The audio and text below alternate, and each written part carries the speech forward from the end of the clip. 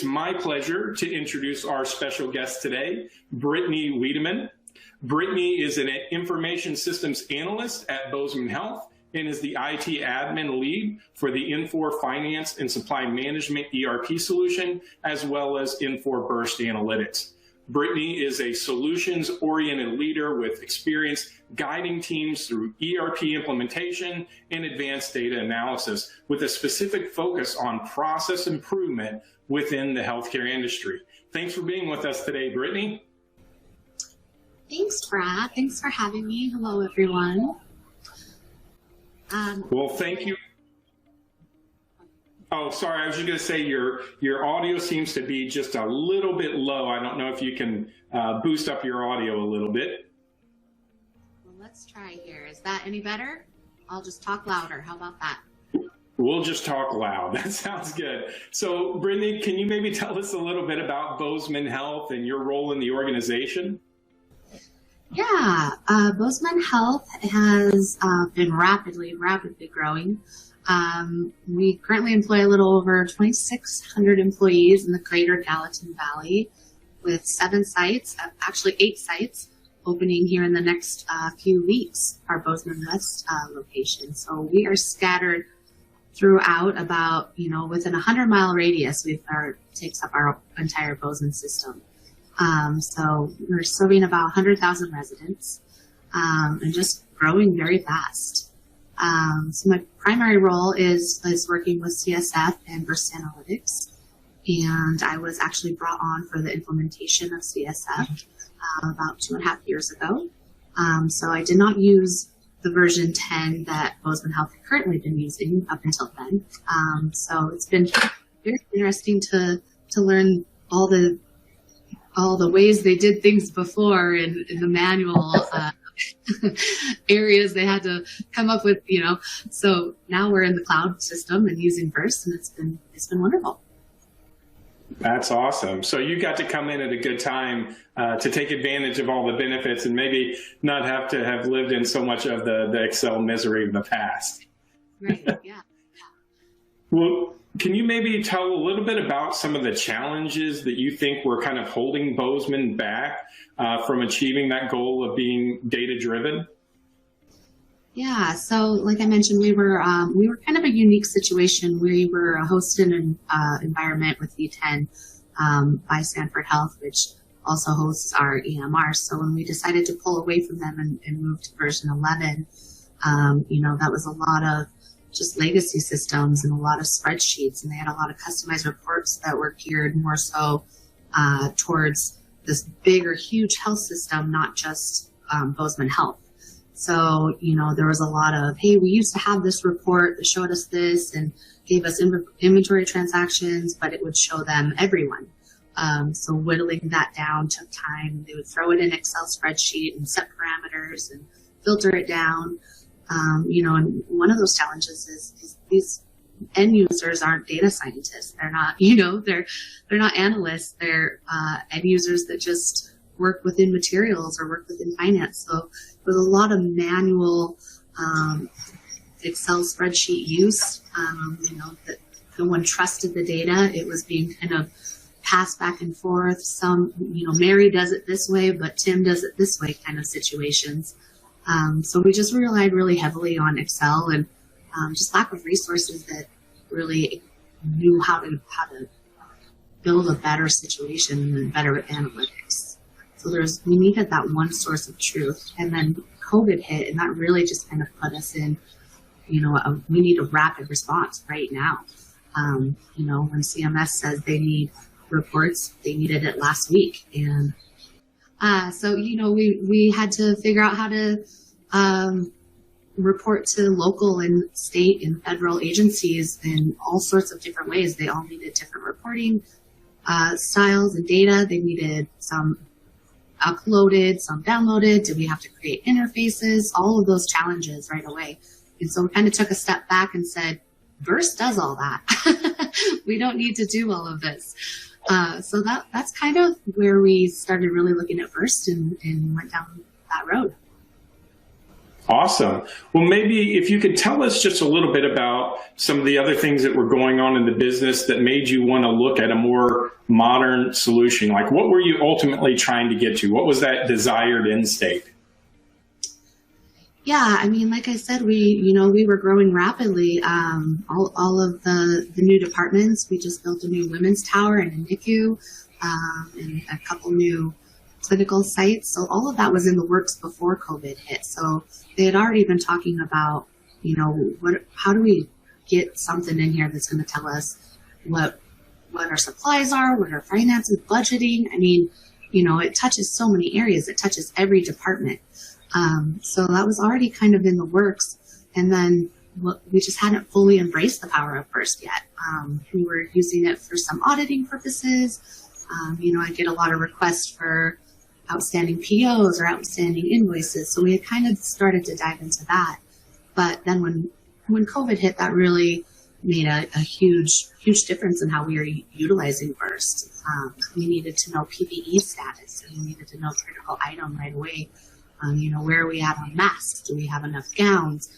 Not just for our employees, but now for our community. We have to be able to mask everyone up as they walk through the door. So that's really kind of when we really took a look at Birst and our analytic needs a little more in depth, recognizing that this is across the board, not just because COVID hit. We need to know all of this all the time, every day. Yeah, it's like, you can kind of deal with a certain amount of pain for so long, but then when there becomes this crisis situation, then it becomes really clear that, well, this can't work this way anymore. We've got to find a better path forward. Right. Can you maybe give us a little bit of an understanding of what your data and analytics ecosystem looks like there at Bozeman? Yeah, it's all right there for us. It's all built in. I think that was kind of the kicker. We aren't having to interface different data sources. We aren't having to pull from different departments. And again, that game of Excel kind of telephone where people are entering things into spreadsheets and combining them. And, maybe someone's formula is just a hair off and it throws the whole thing out of whack. Birst provides all the analytics and the apps, and it's pulling directly from the one source of truth. So it kind of, it was so easy to set up. We pulled everything from the CSF. We run our orchestration. I had a great team of Birst folks that helped me set it up. It's just pulling directly from the data lake that way. So we know that, there's no discrepancies in what we're pulling.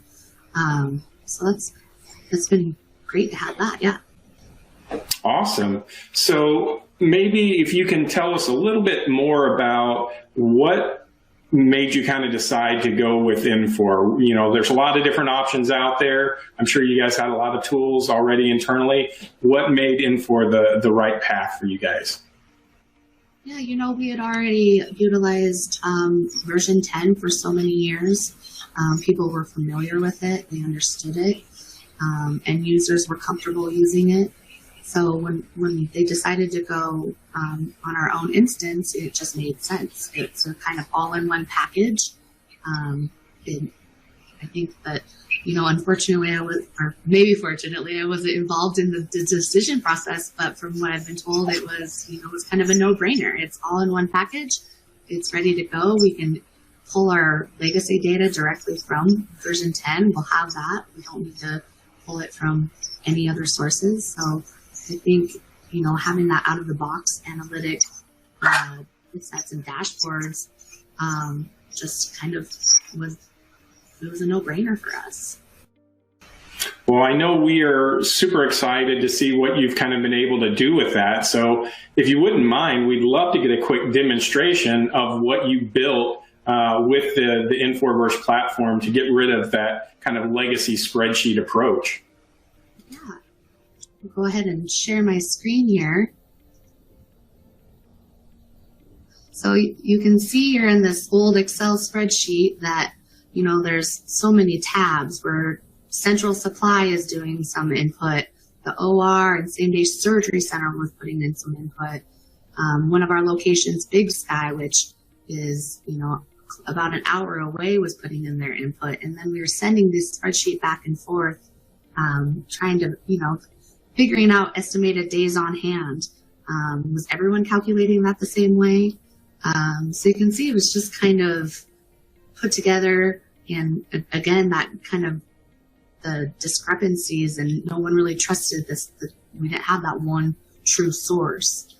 So we kind of worked on that. And then as we realized that Birst does all of this, we just started using Birst, and the spreadsheet went away, thank goodness. So, when you go into the CS or the Birst application here, you can see there's so many pre-built stock dashboards that we use all the time now. Now that people are realizing that, these custom reports that they had been requesting for the last year or so are all built right within Birst. Not just the critical items that we really were focusing on, but requisitions and payables and cash management and all these different areas. So for a little demo purpose, we kind of live in the inventory world right now. And there's these really great critical item analysis with estimated days on hand.